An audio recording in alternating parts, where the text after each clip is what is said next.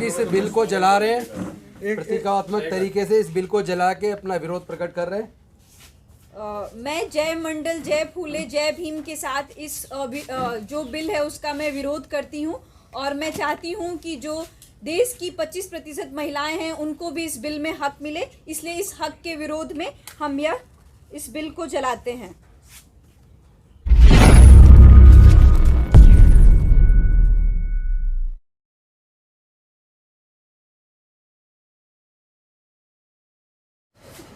जय फूले, जय पेरियार, जय भीम, जय मंडल, नमो बुद्धाय। आज ये संवाददाता सम्मेलन जो है वो संविधान बचाओ संघर्ष समिति की ओर से जो महिला आरक्षण बिल है, जिसका नाम नारी सशक्तिकरण वंदन अधिनियम है, उस संदर्भ में बुलाई गई है उसके विरोध करने के। आज जो लोग उपस्थित हैं, सबसे पहले मैं उनका परिचय करा दूं। और सबसे पहले तो हमारे परम आदरणीय राजेंद्र पाल गौतम जी हैं, जो हमारे लिए एक तरह से पूरे मुहिम में हमेशा एक संरक्षक के रूप में रहते हैं और उनके दिशा निर्देश पर हम लोग आगे बढ़ते हैं। डॉक्टर अनिल जय हिंद है, जो संविधान बचाओ संघर्ष समिति के कन्वीनर हैं। डॉक्टर रतन लाल हैं, जो हमारे साथ जुड़े हुए भी हैं और एक स्वतंत्र रूप से, और अम्बेडकर नामा के वो संपादक, एग्जीक्यूटिव एडिटर। यहाँ गजराज जी हैं, उनके साथ साथ वेंकट जी हैदराबाद से आए हैं। ये STPF सामाजिक तेलंगाना पॉलिटिकल फ्रंट के तरफ से हैं। और साथ ही अजय सिंह जी हैं, अजय यादव हैं, ये तेलंगाना में जो प्रजा पार्टी है उसके स्टेट प्रेसिडेंट। तो सबसे पहले इस विषय पर बोलने के लिए मैं आदरणीय राजेंद्र पाल जी को आग्रह करूंगा। उसके पहले सिर्फ इतना मैं बता देना चाहता हूं कि जो नारी सशक्तिकरण वंदन अधिनियम जो है, जिसको हम लोग सवर्ण आरक्षण कहते हैं, सवर्ण महिला आरक्षण, क्योंकि SC/ST के लिए जो पहले से प्रावधान था, उस प्रावधान में पहले कई पार्टियों का, BSP पार्टी का भी आग्रह था कि इसको न छुआ जाए और जो महिला आरक्षण है उसमें SC/ST को अलग से स्थान दिया जाए। वो किया नहीं गया है। जो पहले से SC/ST के लिए आरक्षित है उसी का 1/3 उन वर्गों के महिलाओं के लिए दिया गया, और OBC और अल्पसंख्यक महिलाओं को तो बिल्कुल ही ज़ीरो किया गया। और OBC समुदाय पर ख़ास तौर से जो तमाम सरकारी रूप से एक तरह से कहा जाए तो उन पर एक उनके सारे हकों को छीनने का जो सिलसिलेवार प्रयास है, उसमें एक ये महत्वपूर्ण कड़ी। तो मैं आग्रह करता हूँ राजेंद्र पाल गौतम जी से, वो अपनी बात करें। पहली बात तो ये जो महिला आरक्षण बिल आया है, इसे जो नाम हमारे साथी डॉक्टर सूरज मंडल जी ने दिया वो नाम ज़्यादा उचित होगा। ये स्वर्ण महिला आरक्षण बिल है। इन्होंने पूरे विपक्ष की गला घोटकर, पूरे देश की सभी जाति धर्म की महिलाओं का गला घोटकर केवल स्वर्ण जाति की महिलाओं को हक देने की बात की है। तो सशक्तिकरण केवल स्वर्ण महिलाओं को मजबूत होने से नहीं आएगा, जब तक इस सशक्तिकरण में देश की दलित, आदिवासी, पिछड़े वर्ग और रिलीजियस माइनॉरिटीज़ की महिलाओं को भी उसमें हिस्सा नहीं मिलता। और दूसरा 33% क्यों, ये 50% होना चाहिए। और 50% में SC/ST, OBC और माइनॉरिटी की महिलाओं को भी अलग से, जो SC/ST का रिजर्वेशन में उसमें नहीं, 131 में नहीं, उससे अलग 50% केवल महिलाओं को रिजर्वेशन होना चाहिए। उस 50% में SC/ST, OBC और माइनॉरिटी की महिलाओं को भी उनमें रिप्रेजेंटेशन मिलना चाहिए। अगर वो नहीं मिलता है तो ये देश की महिलाओं के साथ धोखा है और हम इसके खिलाफ एक बड़े आंदोलन की तैयारी कर रहे हैं। पूरा देश देख रहा है, पूरे देश के समाज के लोग, पूरे देश की समाज की महिलाएं, चाहे वो SC/ST, OBC और माइनॉरिटी के लोग हों, वो अपने आप को ठगा हुआ महसूस कर रहे हैं। ये इनकी नीयत एक्चुअली में SC/ST, OBC, माइनॉरिटी को मुख्य धारा में लाने की नहीं है, और ये एक धोखा पूरे देश के साथ हो रहा है। ये धोखा हम होने नहीं देंगे। आने वाली 30 तारीख को हम आह्वान कर रहे हैं, 30 तारीख को पूरे देश से DMs के माध्यम से ज्ञापन राष्ट्रपति जी को दिए जाएंगे, अलग अलग जगह पे सिग्नेचर करा के, लाखों सिग्नेचर्स के कैंपेन के साथ। और राष्ट्रपति जी से अपील की जाएगी कि आप इस पे अपने सिग्नेचर मत कीजिए ताकि नोटिफिकेशन ना हो पाए जब तक कि SC ST OBC माइनॉरिटी की महिलाओं को अलग से उनको हिस्सेदारी नहीं मिलती है, तब तक मुझे लगता है कि इस महिला आरक्षण का कोई महत्व नहीं रह जाता। और सशक्तिकरण, महिलाओं की सशक्तिकरण, स्वर्ण कास्ट की महिलाओं की सशक्तिकरण से तो महिलाएं सशक्त नहीं होंगी, वो तो पहले से ही उनका समाज सशक्त है। और मुझे लगता है जो मनुस्मृति में जो स्थिति इन्होंने रखी है महिलाओं की, तो स्वर्ण महिलाओं को थोड़ा थोड़ा सा कुछ दे के बाकी महिलाओं को आज भी उसी तरह गुलाम बना के रखना चाहते हैं। उनकी हकमारी ये लोग कर रहे हैं और इसके लिए पूरा SC ST OBC माइनॉरिटी के लोग पूरे देश से कमर कस चुके हैं और आने वाले समय में इनको जवाब दिया जाएगा। किसी भी सूरत में हम इनको सफल नहीं होने देंगे। और मैं चाहूँगा कि इस पे डॉक्टर साहब भी अपनी बात रखें। डॉक्टर अनिल, जय हिंद, अब बोलेंगे। धन्यवाद सूरज जी। एक शायर ने कहा है कि माना तुम्हें अपनी तलवार की तेजी आजमानी है, मगर हमारी गर्दनों पे इसका इम्तहान होगा कब तक। जो OBC समाज है, बाबा साहब ने जब संविधान लिखा और वो संविधान 26 जनवरी 1950 को लागू हो गया, तो OBC का उसमें धारा 340 के अंतर्गत तभी से आरक्षण मिलना शुरू हो जाना चाहिए था। लेकिन हमारे भाई साहब राजेंद्र पाल जी, रतनलाल जी सब इस बात को बार बार याद दिलाते हैं हमें कि 42-43 साल लगे उन अधिकारों को प्राप्त करने के लिए जो 26 जनवरी 1950 को मिलना चाहिए थे। तो इस देश में जब संविधान लागू हुआ तो उससे पहले 26 नवंबर को बाबा साहब ने कहा था कि इस संविधान से राजनीतिक समता तो आएगी, लेकिन सामाजिक समता और जो आर्थिक समता है वो जब तक नहीं होगी तब तक ये समता मूलक समाज बनेगा नहीं। हमारे सपनों का भारत, जिसको कहते हैं कि मजबूत भारत, सशक्त भारत, समृद्ध भारत नहीं बनेगा। एक साजिश चल रही है, वो मनुवादी, ब्राह्मणवादी, जातिवादी ताकतें जो हजारों साल से इस देश के जो कामगार, जो कमेरा वर्ग है, उसका लगातार शोषण करती रही हैं। उनको ये बर्दाश्त नहीं है आज भी, इस 21वीं सदी में जब पूरी दुनिया एक ग्लोबल विलेज बन चुकी है, कि इस देश में समता मूलक समाज बने। और हम लोगों का सौभाग्य था कि हम लोगों ने शरद यादव जी के साथ बहुत नज़दीकी तौर पे काम कर रखा है पिछले 30-40 साल से। और शरद यादव जी हमें इस बात को समझाया करते थे। आज भी अगर आप देखें तो OBC की अगर मैं सिर्फ बात करूं तो जिसकी आबादी 52% बताई जाती है, उससे ज़्यादा ही होगी अगर ताज़ा जनगणना कराई जाए। उस 52% OBC को मात्र 24% सांसद हैं लोकसभा में, जबकि होने चाहिए कम से कम 52%। और अगर महिलाओं की संख्या आज देखें हम जो पार्लियामेंट में है तो 78 महिलाएं हैं, उसमें 78। उसमें जो SC ST आरक्षण से आ रहे हैं उनको अगर आप निकाल दें, बाकी जो जनरल कैटेगरी में महिलाएं आ रही हैं उनमें OBC महिलाएं 5% भी नहीं है। तो ये जो आरक्षण हो रहा है इसका मतलब ये साफ साफ यही है कि 95% वो महिलाएं जो किट्टी पार्टी में जाती हैं, वो महिलाएं जो खान मार्केट में अपना शॉपिंग करके टाइम पास करती हैं, शाम को 5 स्टार होटल में कॉफ़ी पीती हैं और कहती हैं बड़ी बोरिंग लाइफ हो रही है, ये सारा का सारा जो है आरक्षण, जैसे मेरे से पूर्व गौतम साहब ने, सूरज जी ने बताया, ये उन सवर्ण महिलाओं की संख्या बढ़ाने के लिए है। और जब ये संख्या बढ़ेगी तो जो 24% OBC के जो इस समय सांसद हैं वो अगर फिर प्रतिशत में आएंगे तो वो 15% रह जाएंगे, 10% रह जाएंगे। और वो जो ऑलरेडी पार्टियों में हैं, वो मनुवादी पार्टियां, उन हाई कमान उनका कंट्रोल करती हैं, तो वो कुछ बोल नहीं पाते, जैसा बाबा साहब ने अक्सर कहा भी था।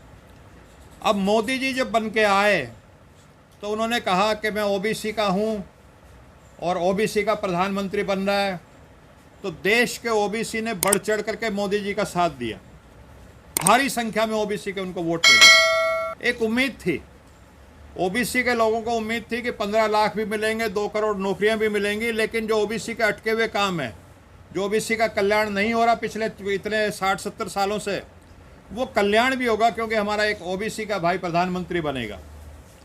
लेकिन पिछले 10 साल में जो सबसे बड़ा धोखा हुआ है, अगर आप ये देखें कि कैसे गवर्नर बने हैं, कैसे वाइस चांसलर्स की अपॉइंटमेंट हुई हैं, कैसे लेटरल एंट्री से जो सिविल सर्विस में लोग आए हैं, अगर आप उनकी तरह जो राज्यसभा में मनोनीत हुए हैं, एम्बेसडर बने हैं, और तो और आपका जो आरक्षण 27% होता है, कई जगह ये वो 27% भी नहीं दिया जा रहा है। और लखनऊ में हमारे जो शिक्षक बच्चे हैं उन्होंने कितना कई सालों से आंदोलन कर रखा है।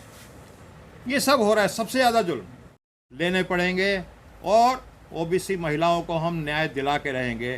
और तमाम संगठन अपने अपने झंडे में, अपने अपने बैनर में, अपनी अपनी लीडरशिप में, अपने अपने तरीके से, लेकिन वो सारे तरीके संवैधानिक होंगे, शांतिपूर्ण होंगे, अहिंसात्मक होंगे, अपने तरीके से इसका विरोध करेंगे। और इस सरकार को हम चलने नहीं देंगे जब तक कि इसमें ओबीसी और SC/ST महिलाओं को शामिल नहीं किया जाता।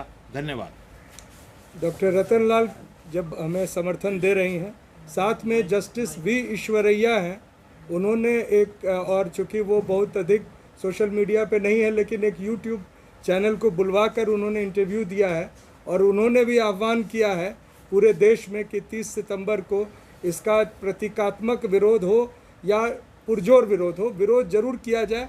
क्योंकि EWS जो कि सवर्ण आरक्षण था, उसमें हम विरोध नहीं करके चुके थे, वो फिर से नहीं होना चाहिए। मैं डॉक्टर रतन लाल जी से आग्रह करता हूँ कि वो अपनी बात कहें। जी, एक करेक्शन कि EWS का हम लोगों ने विरोध किया था, हम लोगों ने ज़रूर विरोध हाँ, किया। हम लोग ने किया। दोस्तों, बचपन में अगर आप सब क्रिकेट खेले हो तो एक चीज़ आपको ध्यान में आता हो कि जिसको अगले पार्टी को क्रिकेट नहीं खेलने देना है तो पिच कोड़ देता था। बीजेपी RSS जो है, ये जो SC/ST OBC का जो संवैधानिक आरक्षण है उसके साथ यही कर रही है। इतने घालमेल कर दो कि SC/ST OBC का जो आरक्षण है वो इरिलेवेंट हो जाए, उसे कोई प्रासंगिकता न रहे। ओबीसी प्रधानमंत्री, हर इलेक्शन में उनको ओबीसी याद आ जाता है क्योंकि वोट लेना है। और मैं ये भी समझता हूँ कि RSS और बीजेपी को अगर बड़ा झटका लगेगा तो ओबीसी समुदाय से ही लगेगा। ओबीसी समुदाय की वजह से भी सत्ता में आया और झटका भी लगेगा। ये RSS बीजेपी मूल रूप से ओबीसी विरोधी है, मूल रूप से मैं कह रहा हूँ। अभी BHU में आया है मनुस्मृति पढ़ाने के लिए, तो क्या स्थिति होगी अगर मनुस्मृति देश में प्रासंगिकता मनुस्मृति की भारतीय समाज में, तो क्या प्रासंगिकता होगी। वर्ण व्यवस्था जो है लागू होगा तो वर्ण व्यवस्था में यादव जी जो गोपालक बनेंगे, अब IAS बनने की ज़रूरत नहीं है। और बाकी सब्जी उगाने वाले सब्जी काम करेंगे, चमड़ा का काम करने वाले चमड़ा का काम करेंगे, यही होगा, वर्ण व्यवस्था लागू होगा। ये प्रधानमंत्री RSS के ट्रेंड है और RSS संविधान को नहीं मानती है। ये जब संविधान लागू हुआ था तभी से ये बात स्पष्ट है। तो ये चाहती है कि आरक्षण को तहस नहस कर दिया जाए। अगर मोदी जी ओबीसी हैं तो 10 साल में तो कास्ट सेंसस हो जाना चाहिए था। सुप्रीम कोर्ट में उन्होंने हलफनामा दिया कि भाई हम कास्ट सेंसस नहीं कराएंगे। तो किस बात के आप ओबीसी हैं? तो पहला जो ब्लो हुआ आरक्षण पे वो था EWS का आरक्षण, और EWS के आरक्षण के माध्यम से सबसे पहले जातिवादी आरक्षण है EWS आरक्षण। ये जातिवादी है क्योंकि इसमें सिर्फ सवर्ण जातियों के लिए आरक्षण की व्यवस्था की गई थी। SC/ST OBC का आरक्षण जातीय आरक्षण नहीं है। OBC में ब्राह्मण भी है, OBC में ठाकुर भी है, कई जगह शेड्यूल ट्राइब में ब्राह्मण भी है उसमें। तो ये पहली बार जातीय आरक्षण EWS आया था सवर्णों के लिए। और उसके बाद देख लीजिए पूरे देश का मैं सर्वे बता सकता हूँ कि EWS का धड़ाधड़ अपॉइंटमेंट हो रहा है, आधा उसको चेक किया जाएगा, फर्जी अपॉइंटमेंट होगा। और कहीं भी यूनिवर्सिटी, कॉलेज, सरकारी संस्थाओं में SC/ST OBC के आरक्षण के इम्प्लीमेंटेशन में घालमेल चल रहा है। समझ लीजिए, घालमेल चल रहा है। अभी महिला आरक्षण जो आया है तो महिला कोई होमोजीनियस ग्रुप तो है नहीं। आप जाकर देख लीजिए जहाँ जहाँ महिला कलेक्टर हैं, चाहे जहाँ जहाँ प्रिंसिपल हैं, जहाँ कॉलेज यूनिवर्सिटी में पढ़ाते हैं। अभी JNU की VC ने कहा भी कि मुझे गर्व है कि मैं RSS की हूँ। VC की तरफ से स्टेटमेंट आ रहा है, महिला है वो भी। तो महिला में भी जाति है, धर्म है, वो सवर्ण कैटेगरी नहीं है। वुमेंस कॉलेज में जाकर देखिए कैसे SC/ST OBC महिलाओं के साथ सवर्ण महिलाएं कैसे जाति करती हैं। रितु सिंह का एग्जाम्पल सामने बैठा, वो धरना पे बैठी हुई। तो सवाल ये है कि जब तक महिला आरक्षण के लिए हमारे सारे साथियों ने कहा कि 50% करो, लेकिन महिला के अंदर रिजर्वेशन विद इन रिजर्वेशन उसमें लाइए। सारे विपक्षी दलों ने ये बात कही, लेकिन वोट के डर से उन्होंने समर्थन कर दिया इस बिल को। अभी महामहिम का सिग्नेचर इस पर नहीं हुआ है। 2024 का चुनाव आ रहा है। 2024 के चुनाव में हम लोग इसको चुनावी मुद्दा बनाएंगे और ये स्पष्ट करेंगे कि आरएसएस, बीजेपी, मोदी जी कितना भी बोले ओबीसी हैं, एक भी कमीशन बता दे कि जो ओबीसी की भलाई, सिर्फ ओबीसी कह रहा हूँ, एक भी ऐसा कमीशन बैठाया हो कि ओबीसी का हम भलाई करेंगे। अभी 17 तारीख को उन्होंने कहा विश्वकर्मा जयंती के दिन, वो खाली दिखावा है, उसमें कुछ नहीं है। इंडस्ट्री में कहाँ ओबीसी का रिप्रेजेंटेशन है, सेवी में कहाँ है, कितने लोन मिल रहे हैं, ये तो बताएं। कोई कमीशन नहीं बैठा है, कोई जन कल्याण के कार्य नहीं हुए। और चूंकि संसद में पहले लालू जी थे या शरद यादव थे, तमाम लोगों ने मुखर होकर उस समय विरोध किया था। और ये जानते हैं कि जो पिछड़े समुदाय के लोग, जो बोलने वाले, वैचारिक संघर्ष करने वाले लोग अगर पार्लियामेंट के अंदर आएंगे तो इनको जो है ना पुरजोर इनका विरोध करेंगे, करारा जवाब देंगे। इसीलिए ऐसे लोगों को रोकने के लिए भी कि ये लोग ना आए, ये रिजर्वेशन भी लाया गया सवर्णों के लिए। इसमें SC, ST, OBC, माइनॉरिटी, इसमें जब तक इस बार नहीं होगा तब तक हम लोग विरोध करेंगे। ये होमोजीनियस कैटेगरी नहीं है। महिला जहाँ पे सवर्ण महिला है, पुरुष अगर SC, ST, OBC है तो महिला वहाँ इसको तंग करती है जाति के नाम पर। हमारे कॉलेज का तो एग्जाम्पल ही है, आप सब जानते हैं। तो दोस्तों, जितने संगठन हैं देश भर में 30 तारीख को एक प्रतीकात्मक विरोध करें अपने तरीके से। और ये सोशल मीडिया का ज़माना है, हम लोग कोई मेन स्ट्रीम मीडिया के पास नहीं जाते, हमारा आप लोग हैं वही काफ़ी है। सब लोग अपने अपने तरीके से संवैधानिक विरोध करें। ये किसी एक संगठन का आंदोलन नहीं है। ये बात ज़रूर है कि संविधान बचाओ संघर्ष समिति ने इनिशिएट किया है, गूगल मीट किया है, लोगों से बात की है, तो ये इनिशिएट हम जरूर कर रहे हैं, लेकिन इस पर किसी भी एक संगठन का कोई कॉपीराइट नहीं है। अपने अपने संगठन पर, अपने अपने झंडा पर, अपने अपने नेतृत्व में इसका विरोध कीजिए, देशव्यापी विरोध कीजिए। इसी से आपका टेस्टिंग हो। आप तो डॉक्टर हैं, बुखार कैसे नापते हैं? तो समाज अगर कितना जिंदा है, अगर विरोध नहीं, थर्मामीटर से पता लग जाएगा कि ये समाज जिंदा नहीं है। तो ये समझ लीजिए कि ये थर्मामीटर है कि 30 तारीख को आप लोग को थर्मामीटर लगाना है, देखना है कि कितना समाज में जागरूकता है। नहीं तो आने वाले दिनों में यकीन मानिए, बीजेपी सरकार अगर 24 में जीती तो ताल ठोक के उसने घोषणा कर दी है कि हम मनुस्मृति लागू करेंगे। इसमें कोई आपत्ति थोड़ी। ताल ठोक के ये संविधान के जितने परत हैं धीरे धीरे तो खत्म हो ही रहे हैं। सारे संवैधानिक संस्थाओं का जो है तहस नहस हो ही रहा है। तो इस बार अगर जीत के आएगी तो महिला आरक्षण बिल के साथ साथ SC, ST, OBC का आरक्षण तो खत्म करेगी। अब महिला आरक्षण बिल सिर्फ अपने महिलाओं के लिए, वैसे महिलाओं को सशक्त किया जा रहा है जो ऑलरेडी सशक्त हैं। सशक्त महिलाओं को सशक्त, जैसे EWS था। अगर मान लीजिए कोई सवर्ण अगर गरीब है ऊंची जाति का, तो जाति व्यवस्था के कारण गरीब नहीं है, वो जो सरकार की नीतियां हैं उसके कारण गरीब है। अभी हमारे कॉलेज गेट पे और सिक्योरिटी स्टाफ है, सवर्ण होंगे मान लीजिए 20 लोग। तो अगर सरकार की नीति रहती कि हम प्राइवेट नहीं रखेंगे, हम नौकरी सरकारी देंगे, तो सब लोगों को सरकारी नौकरी मिलती ना। जो आज 12,000 15,000 पर काम करें उनको 50,000 मिलता। तो सवर्ण यदि गरीब है तो वो जाति के व्यवस्था की वजह से नहीं है, वो सरकार की नीतियों की वजह से गरीब है। आज भी हम लोग का वही स्टैंड है। इसलिए मैं ये कह रहा हूँ कि ये समझिए, ये आखिरी मौका है। मोदी जी ने लोकसभा चुनाव के पहले आपको थर्मामीटर पकड़ा दिया कि टेस्ट करते हैं कि OBC समाज कितना जागृत है। आप विरोध करेंगे, यकीन मानिए, यह अनुभव से कह सकता हूँ। आप जब विरोध करना का शुरू करेंगे, अपना फोटो खींचिए, वीडियो बनाइए, सोशल मीडिया पर डालिए, उसको वायरल कीजिए, और जैसे आप विरोध करना शुरू करेंगे थर्मामीटर टेम्परेचर बढ़ेगा। वैसे समझिए कि नेता भी, पॉलिटिकल पार्टीज भी आपकी भाषा बोलने लगेंगे।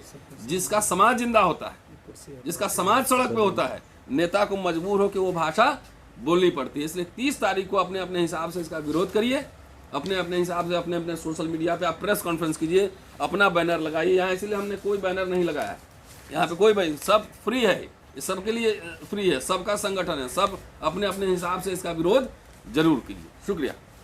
एक चीज़ और कहना चाहता हूँ कि ये शर्मनाक बात है कि SC, ST, OBC और माइनॉरिटी के कम से कम 50% सांसद हैं, और उन 50% सांसद अगर वो मिलके इसका विरोध कर देते तो किसी कीमत पे लोकसभा में पास नहीं हो सकता था। और दूसरी बात, जब यूपीए की सरकार थी और राज्यसभा के अंदर ये बिल पास हुआ, लेकिन लोकसभा में उसी के गठबंधन के इतने मजबूत दल थे, चाहे वो बहुजन समाज पार्टी हो, चाहे आरजेडी हो, चाहे वो सपा हो, सारे लोगों ने SC ST OBC के सारे सांसदों ने मिलकर इतना ज़बरदस्त विरोध किया कि उसको लोकसभा में पास नहीं होने दिया। लेकिन आज बिना रीढ़ वाले नेता हैं, आज हमारे सांसद SC ST OBC माइनॉरिटी के 50% से ज़्यादा होने के बावजूद उन्होंने बिल को पास होने दिया। इसलिए तमाम संगठनों से, समाज के लोगों से मैं आह्वान करना चाहता हूँ, ऐसे सांसदों का जो SC ST OBC माइनॉरिटी के हक अधिकार को छीनने दें और उसका बल्कि समर्थन कर दें संसद के अंदर, ऐसे लोगों का भी घेराव कीजिए, ऐसे लोगों को एहसास कराइए कि अगली बार ऐसे लोगों को संसद में नहीं जाने देना है। जैसा कि आप सभी जानते हैं कि नारी शक्ति वंदन अधिनियम लोकसभा और राज्यसभा दोनों जगह पास हो चुका है, और इस मामले में एक दिक्कत इस बात की है कि SC ST महिलाओं को आरक्षण मिला है, और लेकिन उसमें भी एक तकनीकी समस्या है। लेकिन अगर उस बिल में हम देखते हैं तो OBC महिलाओं का कोई जिक्र नहीं है। तो बीइंग एन OBC विमेन, मैं इस बात को कहना चाहती हूँ कि आप एजुकेशन से लेके, एकेडमिक्स से लेके, जर्नलिज्म के तौर पे देखिए, पॉलिटिक्स में देखिए, चाहे आप सिविल सर्विसेज में देखिए, OBC महिलाओं का जो भागीदारी है उनकी संख्या के अनुसार बहुत कम है। मंडल कमीशन के अनुसार हम देखते हैं तो पूरे OBC की जो संख्या है लगभग 52% है, और उसमें महिलाओं की भागीदारी को निकाल दे तो लगभग 25% महिलाएं इस देश की, OBC महिलाएं इस देश की हिस्सा है। लेकिन हम 25% महिलाओं को इग्नोर करके किसी भी संसद का पार्ट कैसे बन सकते हैं, और वह देश डेमोक्रेटिक स्पेस कैसे हो सकता है जब हम अपने 25% महिलाओं की आबादी को पूरी तरीके से इग्नोर कर देते हैं। इसलिए मेरा सभी लोगों से अनुरोध है, और सरकार से मैं इस चीज़ को फुल्ली कंडेम करती हूँ कि कैसे हम 25% महिलाओं को इग्नोर करके इस समाज को और इस पूरे देश को हम कह रहे हैं कि डेमोक्रेटिक स्पेस है जहाँ पे सभी महिलाओं को और सभी वर्ग के लोगों को अच्छे से बोलने का और समाज में रहने का पूरा अधिकार है। तो इस तरीके से मेरा सरकार से लेकर जो भी बहुजन समाज के लोग हैं उन सबसे अनुरोध है कि इस बिल का फुल्ली कंडेम किया जाए, और हम यह पूरी कोशिश करेंगे कि राष्ट्रपति महोदया इस चीज़ पर एक्सेंट ना दें और यह बिल किसी भी तरीके से संसद में लागू नहीं होना चाहिए। अगर लागू हो जाएगा तो यह बिल पूरी तरह सवर्ण महिलाओं का कब्जा होगा। यदि हम बिहार की बात करते हैं तो बिहार लेजिस्लेटिव असेंबली में देखते हैं कि बस 3 महिलाएं हैं वहाँ के लेजिस्लेटिव असेंबली में, जबकि वहाँ पर जो शासन करने वाले लोग हैं, जो सत्ता में लोग हैं, वो बहुत ही OBC समाज से लोग हैं। लेकिन जहाँ पे OBC का रूल है वहाँ पे भी महिलाओं की भागीदारी कम है। तो ऐसे में हम कैसे कह सकते हैं कि महिलाओं की, अगर हम उनका नाम ही नहीं रखेंगे बिल में तो उनकी भागीदारी एकदम ही शून्य हो जाएगी। जैसा कि हम मंडल कमीशन का इतिहास देखते हैं तो हमें आज़ादी के लगभग 40 वर्ष बाद पुरुष और महिलाओं को जॉब में आरक्षण मिला। उसके बाद 2007 में हमें एजुकेशन में आरक्षण मिला, और उसी आरक्षण की बदौलत हम लोग फर्स्ट जनरेशन है जो दिल्ली यूनिवर्सिटी और JNU का चेहरा देख पा रहे हैं। यदि हमारा बिल में नाम नहीं होगा तो हम संसद का भी कभी चेहरा नहीं देख पाएंगे। और OBC से ऐसे तमाम मुद्दे हैं जो संसद में अभी तक उस चीज़ को एड्रेस नहीं किया गया है। तो यदि OBC महिलाओं की भागीदारी वहाँ पर रखी जाएगी और उनसे रिलेटेड तमाम इश्यूज़ हैं, उनको क्रिएटिव क्लास कहा जाता है, तो मैं चाहती हूँ कि क्रिएटिव क्लास की भी महिलाएं संसद में आए और अपनी आवाज़ बुलंद करें, और उनके तमाम जो इश्यूज़ हैं, जॉब से रिलेटेड, लाइवलीहुड से रिलेटेड, उनके सोशल जस्टिस से रिलेटेड, उनके रिप्रेजेंटेशन से रिलेटेड जितने भी इश्यूज़ हैं उन सारे इश्यूज़ को तरीके से एड्रेस किया जाए। मैं बस यही कहना चाहती हूँ सरकार से। और जी सर जी, और 30 सितंबर 2023 को हम सभी लोग ऑनलाइन या ऑफलाइन जिस भी माध्यम से आप लोग इस पूरे बिल का कंडेम करें, चाहे वो किसी भी तरीके से कर सकते हैं, या तो आप वीडियो बना के कर सकते हैं, या तो आप पोस्ट डाल के कर सकते हैं, या आप अपने अपने आवाज़ पे इस बिल के खिलाफ आप लोग आवाज़ उठाएं। और जितनी भी महिलाएं हैं, खासकर मेरी सारी महिलाओं से निवेदन है कि आप लोग अपने आवाज़ के लिए और अपने राइट्स के लिए जागरूक हों, और इस जो मूवमेंट है इसका फेस महिलाएं बने, क्योंकि ये हमारे हक की लड़ाई है। हम यहाँ पर जितने भी पुरुष समाज के लोग हैं उनका भी धन्यवाद ज्ञापन करते हैं कि हमारे अधिकार के लिए वो हमारे आज साथ खड़े हैं, लेकिन इस जो भी आंदोलन है इसका फेस महिलाएं बननी चाहिए, क्योंकि आखिर ये हमारे हक की बात होनी चाहिए। तो मैं उन सारी महिलाओं से अनुरोध करती हूँ कि इस मूवमेंट को 30 सितंबर 2023 को जो मूवमेंट होने वाला है, चाहे वो आप अपने आवाज़ से ही करें, लेकिन इस मूवमेंट का भरपूर सहयोग दें और इस बिल का पूरी तरीके से कंडेम करें, क्योंकि इस बिल में हमारी हक की बात नहीं होगी। यदि 25% महिलाओं के हक की बात नहीं होगी तो ये किसी भी तरीके से डेमोक्रेटिक सोसाइटी नहीं होगी, सिविल सोसाइटी नहीं होगी, जहाँ पे 25% महिलाओं को इग्नोर करके किसी भी देश की संसद को एक सफल संसद नहीं कहा जा सकता है। बस मैं इतना ही कहना चाहूँगी। आज मैं अनुरोध करूंगा कि ये जो हमारे पास कॉपीज़ हैं इसको अभी हम लोग बर्न करके अपना प्रोटेस्ट शुरू करेंगे आज। और मैं ऋतु से आग्रह करूंगा कि वही इसमें सबसे पहले इसको जलाने में वो आगे। हम लोग इस बिल को जला रहे हैं, प्रतीकात्मक तरीके से इस बिल को जला के अपना विरोध प्रकट कर रहे हैं। मैं जय मंडल, जय फूले, जय भीम के साथ इस जो बिल है उसका मैं विरोध करती हूँ, और मैं चाहती हूँ कि जो देश की 25% महिलाएं हैं उनको भी इस बिल में हक मिले। इसलिए इस हक के विरोध में हम इस बिल को जलाते हैं।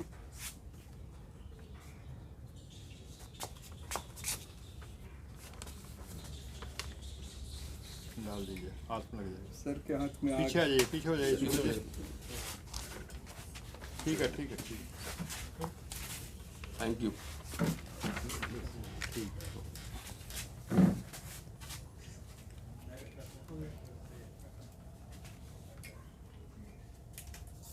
इनकलाब जिंदाबाद, जिंदाबाद जिंदाबाद इनकलाब जिंदाबाद, जिंदाबाद जिंदाबाद, सामाजिक न्याय जिंदाबाद, जिंदाबाद जिंदाबाद, सामाजिक न्याय जिंदाबाद, जिंदाबाद जिंदाबाद, फूले अम्बेडकर जिंदाबाद, जिंदाबाद जिंदाबाद, बीपी मंडल जिंदाबाद, जिंदाबाद जिंदाबाद, फुले अंबेडकर जिंदाबाद, जिंदाबाद जिंदाबाद, पेरियार मंडल जिंदाबाद। जिंदाबाद जिंदाबाद।